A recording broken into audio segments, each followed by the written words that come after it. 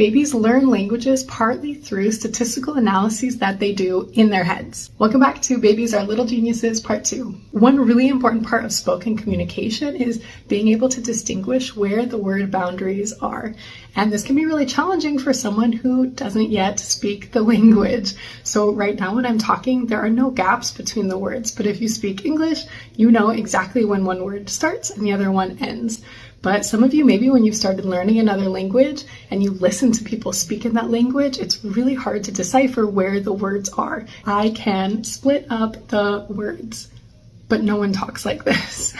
So babies are in this position where they're surrounded by continuous streams of speech and they have to start figuring out what are the words. And they do this through something that linguists call transitional probability. They listen to streams of speech and they almost statistically analyze how often these sounds occur next to each other and how often two different sounds don't occur next to each other. And so they're continuously listening, continuously gathering data and analyzing it to start figuring out what the words are. And we can see an example of this. Have you ever heard a young child say, "I am being have"?